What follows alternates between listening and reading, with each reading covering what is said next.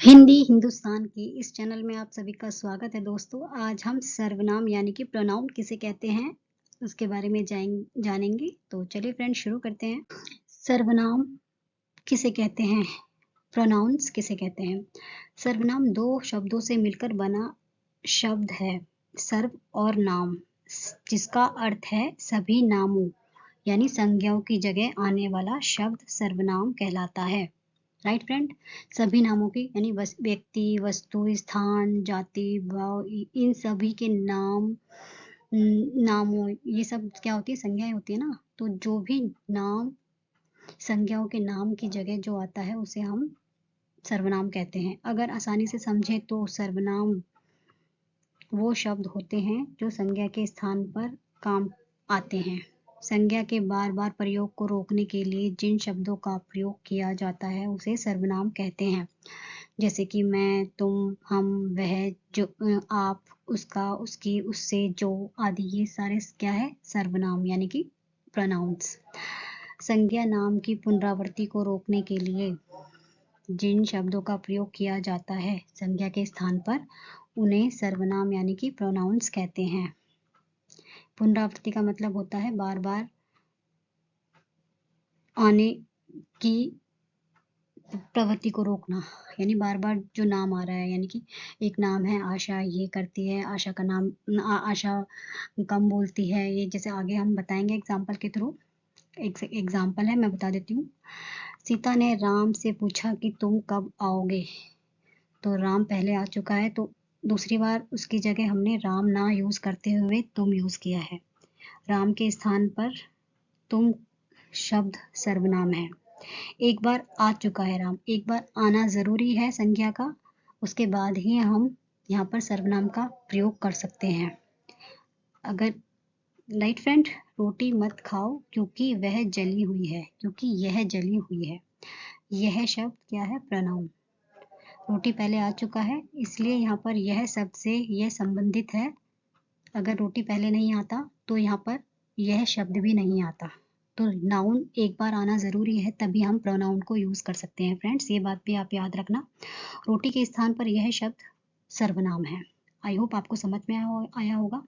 यदि संज्ञा नाम वाक्य में बार बार प्रकट होता है तो यह सुनने के लिए अच्छा नहीं लगता। राइट, इसलिए हम नाम के इस दोहराव से बचने के लिए वाक्यों में मैं, तुम, वह, यह, कौन, क्या जैसे आदि शब्दों का प्रयोग करते हैं। उदाहरण के माध्यम से समझते हैं। एक हम उदाहरण लेते हैं। आई होप इससे आपको अच्छे से समझ में आ जाएगा कि हम क्यों करते हैं प्रोनाउन का उपयोग। पहला है एग्जाम्पल, महिमा स्कूल जाती है, महिमा कम बोलती है, महिमा के पापा सरकारी नौकरी करते हैं, महिमा की मम्मी हाउसवाइफ है, महिमा का भाई महिमा से छोटा है। हर सेंटेंस में महिमा महिमा महिमा आ रहा है। आपको कैसा लग रहा है, ये बार बार आ रहा है। अब हम दूसरे एग्जाम्पल से आपको समझाते हैं। महिमा स्कूल जाती है, एक बार महिमा आया है, एक बार आना जरूरी है। वह कम बोलती है, वह किससे संबंधित है, महिमा से।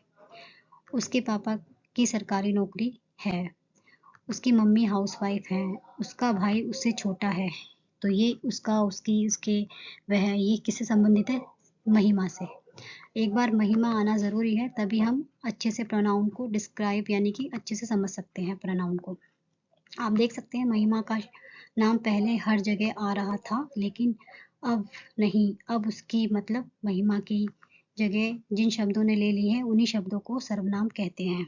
राइट फ्रेंड, वह, उसका, उसकी, उसके, उससे, ये सारे सर्वनाम हैं। आशा है आपको इस तरह से समझ आया होगा कि सर्वनाम किसे कहते हैं। हिंदी में कुल 11 सर्वनाम होते हैं। मैं, तू, आप, यह, वह, जो, सो, कोई, कुछ, कौन, क्या, ये 11 सर्वनाम होते हैं मेन। बाकी हम आगे भेद के माध्यम से पढ़ेंगे कि कौन से सर्वनाम होते हैं। सर्वनाम के 5 भेद होते हैं। पहला है पुरुषवाचक सर्वनाम, दूसरा है निजवाचक सर्वनाम, तीसरा है निश्चयवाचक सर्वनाम, चौथा है अनिश्चयवाचक सर्वनाम, पांचवा है प्रश्नवाचक, छठा है संबंधवाचक। आई होप आपको ये समझ आया होगा। आज हम इन हमने ये जाना कि सर्वनाम किसे कहते हैं। आगे वीडियो में हम 6 जो भेद हैं सर्वनाम के, इसके बारे में डिटेल्स में पढ़ेंगे। तो आई होप आपको ये समझ में आया होगा आज हमने जो पढ़ा है। आज के लिए इतना ही फ्रेंड्स, थैंक यू।